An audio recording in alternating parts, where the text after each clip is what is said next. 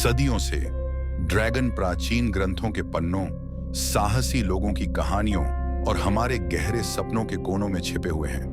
लेकिन वे कहां से आते हैं?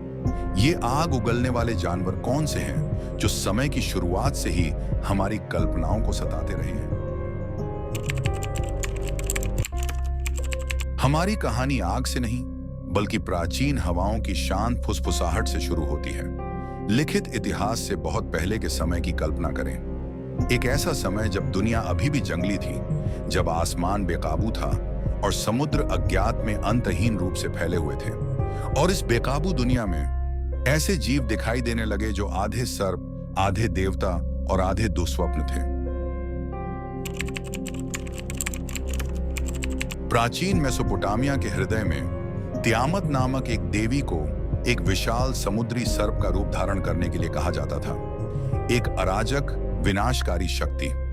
लेकिन वह प्राचीन मिथक में एकमात्र सर्प जैसी प्राणी नहीं थी। मिस्र के अराजक सर्प से लेकर ग्रीक पाइथन तक ड्रैगन और सर्प शक्ति और विनाश के प्रतीक थे।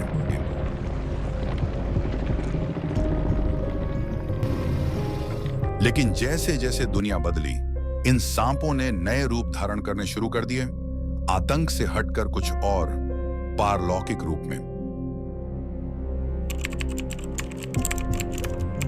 चीन में ड्रैगन विनाश के प्रतीक नहीं थे, बल्कि ज्ञान, शक्ति और सौभाग्य के प्रतीक थे। उन्हें सम्मानित किया जाता था। ये दिव्य ड्रैगन प्रकृति के साथ सामंजस्य में रहते थे। उनकी उपस्थिति को संतुलन और समृद्धि के संकेत के रूप में देखा जाता था।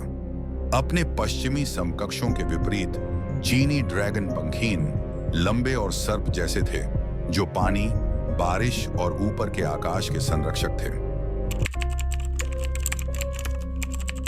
लेकिन पश्चिम में ड्रैगन कहानियों का विषय बन गए। भयानक पंख वाले जानवर अंधेरी गुफाओं में खजाना जमा करते हैं। यूरोप के मध्ययुगीन मिथकों में ड्रैगन अराजकता और चुनौती दोनों का प्रतीक था। बहादुर शूरवीर उनका सामना करते थे। कल्पना कीजिए, एक शूरवीर ड्रैगन के सामने खड़ा है। उसकी आंखें आग से चमक रही हैं। उसकी सांसें धरती को झुलसाने के लिए पर्याप्त गर्म हैं। ड्रैगन दहाड़ता है, शूरवीर के पैरों के नीचे की जमीन को हिला देता है। यह साहस की अंतिम परीक्षा थी। लेकिन ड्रैगन क्यों? वे राक्षस क्यों थे जिनसे हम सबसे ज्यादा डरते थे? कुछ लोगों का मानना है कि ड्रैगन सिर्फ मिथक के प्राणी नहीं थे, बल्कि वे वास्तविक, लंबे समय से विलुप्त जानवरों से प्रेरित थे। डायनासोर और प्रागैतिहासिक सरीसृप जैसे बड़े, डरावने जीव जिनकी हड्डियां शुरुआती मनुष्यों द्वारा खोजी गई थीं। कल्पना कीजिए कि आप एक विशाल खोपड़ी पर ठोकर खाते हैं, जिसके दांत दांतेदार हैं और जिसका आकार समझना असंभव है। प्राचीन लोगों की नजर में ये हड्डियां केवल देवताओं या राक्षसों की हो सकती हैं, और इस तरह ड्रैगन का जन्म हुआ। और फिर भी ड्रैगन अतीत में दबे नहीं रहे। आज ड्रैगन हमारी कल्पनाओं में जीवित और अच्छी तरह से मौजूद है। गेम ऑफ थ्रोन्स से लेकर how to train your dragon तक ड्रैगन विकसित हुए हैं। हमारी आधुनिक कहानियों में ड्रैगन अक्सर हमारे सबसे गहरे डर और हमारी सबसे बड़ी आकांक्षाओं का प्रतिबिंब होते हैं। वे राक्षस और रक्षक दोनों हैं, ज्ञान के संरक्षक, प्राचीन शक्ति के रखवाले। एक ड्रैगन आपको जलाकर राख कर सकता है या आपको ब्रह्मांड के रहस्य सिखा सकता है। यह सब कहानी पर निर्भर करता है। ड्रैगन की दुनिया में इस ज्वलंत यात्रा में हमारे साथ शामिल होने के लिए धन्यवाद।